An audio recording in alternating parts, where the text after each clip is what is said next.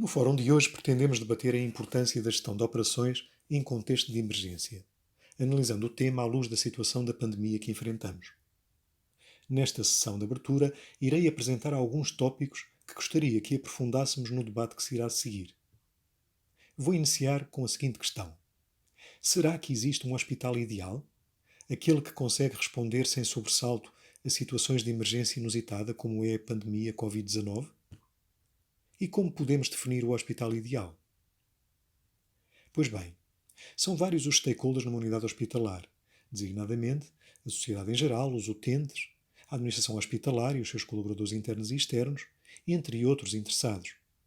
E cada um deles tem o seu próprio conceito de hospital ideal, de acordo com os parâmetros que cada um mais valoriza.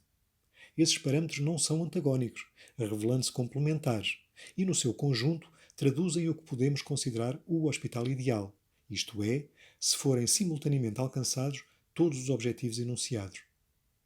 Se cada um desses parâmetros for assimilado a um indicador-chave de desempenho, o painel de KPIs do hospital ideal poderia ter o aspecto indicado na figura, refletindo um serviço de saúde plenamente eficiente e socialmente responsável, onde os fornecedores responderiam com disponibilidade e fiabilidade, as equipas internas corresponderiam com competência, compromisso e resiliência, transmitindo assim ao utente e à sociedade em geral plena confiança na qualidade do serviço prestado. Sim, isso seria o hospital ideal. Mas sabemos que se trata de uma utopia. Ora, a discussão neste fórum vai incidir sobre os parâmetros assinalados na figura, diretamente relacionados com a gestão de operações, remetendo-nos para o conceito de eficiência hospitalar. Pois bem, será que a eficiência de um serviço de saúde é a condição necessária e suficiente para resolver uma emergência inesperada? Ora, vejamos. As operações numa unidade hospitalar resultam da atividade desenvolvida pelas equipas de trabalho, nas infraestruturas existentes, e que incluem espaços físicos e equipamentos, e com o envolvimento dos fornecedores, que asseguram a disponibilização de recursos materiais e consumíveis necessários.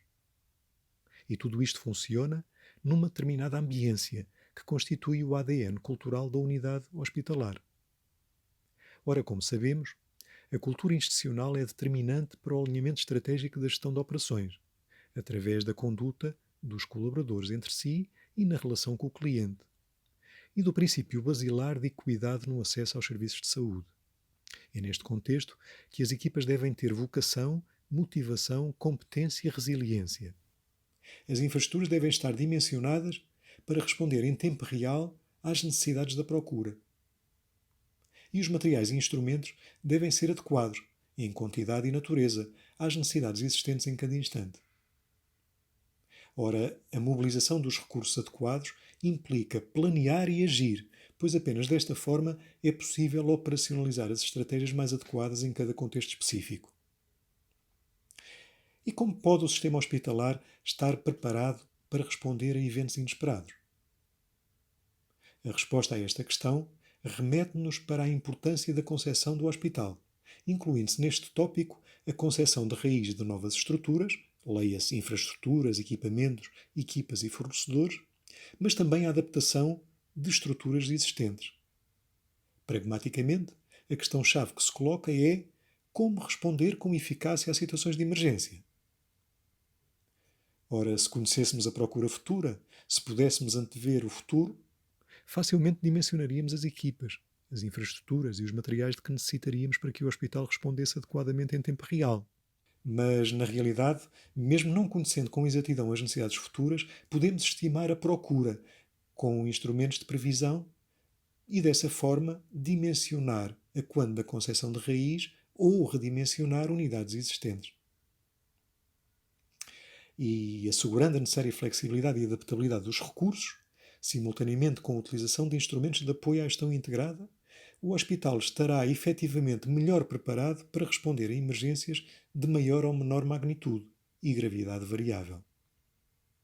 Pois bem, a flexibilidade, adaptabilidade e resiliência das estruturas de saúde, em concreto de uma unidade hospitalar, são fatores críticos de sucesso na resposta a emergências.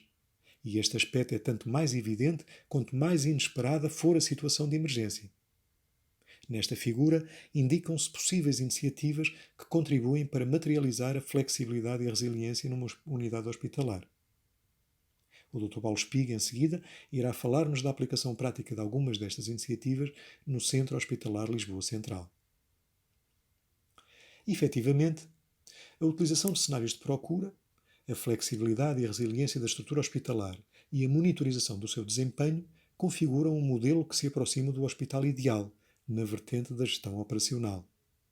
Mas, e sublinho, é necessário ter presente que se o cenário for de procura explosiva, isto é, se estivermos perante uma procura exponencial, não há hospital que consiga resistir. Ora, vejamos. Eis um exemplo simplificado de dois cenários de procura, considerando-se duas dinâmicas de propagação de uma doença infecto-contagiosa. No cenário 1, o doente contagia em média 2 pessoas e no cenário 2, esse número desce para 1. Ao fim de algum tempo, as cadeias de contágio conduzem a resultados bem diferentes. No cenário 1, estão 15 pessoas infectadas, ao passo que no cenário 2, esse número desce para menos de 1/3. Ora, as necessidades de resposta hospitalar são por isso bem distintas num e noutro cenário. No cenário de procura mais intensiva, ao final de poucos dias, atinge-se a saturação do hospital, que cuida dos doentes que chegam a um ritmo exponencial, como se pode ver no gráfico da esquerda, conduzindo rapidamente à indisponibilidade de meios para cuidar de mais doentes que precisem de cuidados intensivos. Rapidamente faltarão camas, equipamentos de ventilação, por exemplo, e equipas suficientes. Ao passo que, se o ritmo da procura for inferior e mais controlado, uma unidade hospitalar flexível e resiliente conseguirá dar uma resposta mais adequada. Nesta figura, é possível comprovar que, num cenário de procura mais branda, os mesmos recursos disponíveis conseguem responder durante muito mais tempo até colapsarem, dando tempo e margem de manobra para que as estruturas se adaptem por forma a conseguir responder com eficácia. Ora, esta questão da regulação da procura remete-nos para o importante papel dos Estados, como é bem evidente no combate à pandemia Covid-19, através de medidas de confinamento e outras restrições implementadas. Também é fundamental que as instituições, famílias e empresas adotem regras preventivas atempadamente difundidas para diminuir o risco de transmissibilidade. Bem, é tempo de terminar esta introdução, mas não sem antes deixar algumas ideias-chave. Em primeiro lugar, um sistema eficiente que não seja resiliente é necessariamente um sistema frágil. Depois, importa planear um serviço de saúde para situações extremas. E é muito importante que existam mecanismos de regulação da procura. Para além de que importa avaliar regularmente a capacidade das instituições de saúde para lidar com eventos pandémicos, por exemplo, através de simulacros. Sendo muito importante o funcionamento das instituições em rede, para uma resposta global mais efetiva e abrangente, onde a formação contínua dos profissionais assume um papel determinante para a sua efetiva capacitação.